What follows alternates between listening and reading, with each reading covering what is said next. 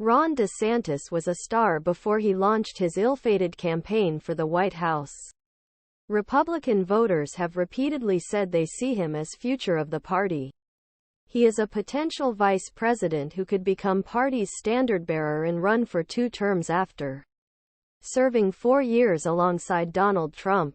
But after a scorching primary which Trump brutally hammered DeSantis for much of the year, interviews with voters in early voting states suggest the Florida governor could face an uphill battle if he chooses to run for president again 2028. Trump supporters not only dislike DeSantis, but also echo Trump's claims that DeSantis betrayed him and say they will never consider him again. "I think he stabbed Trump back," said Pamela Shinkwin, 73, who lives in Massachusetts and traveled to New Hampshire for one of the former president's final rallies before his double-digit victory primaries. He said DeSantis' campaign against Trump had left him disillusioned with the governor. Mary Sullivan, 76, a retired registered nurse from Manchester, criticized both DeSantis and former UN Ambassador Nikki Haley for daring to run in the first place. "They should never have tried to oppose Donald Trump for what he has done for this country. I can't even imagine," he said after stopping by Trump's campaign headquarters.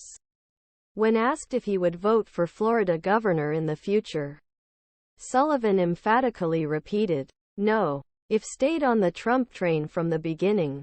If had stayed in Florida. If supported him. Then maybe could have ended up as President Trump's running mate. And like everyone said in 28.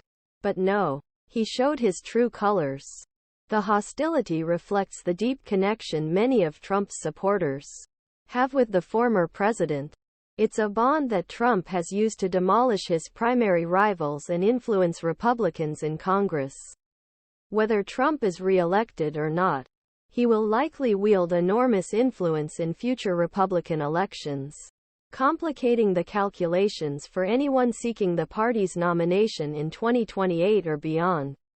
DeSantis allies believe the Florida governor has a clear path to another presidential bid if he so chooses. His current term will end in January 2027 and he will be just 49 years old. Pointing to national polls, they say he lost the primary not because he was unpopular with voters, but because those same voters like Trump better.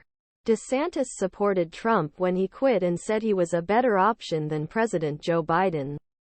But he has yet to extend an olive branch to angry Trump supporters. Instead, he needles Trump, including responding to a report that some Republicans in Florida legislature want to help finance Trump's legal bills, but it's not the Florida Republican who uses veto pen. The former president always fought ruthlessly. During his 2016 campaign, he disparaged Florida Senator Marco Rubio as Little Marco, insulted Carly Fiorina to her face, and suggested that Ted Cruz's father was somehow involved in the assass.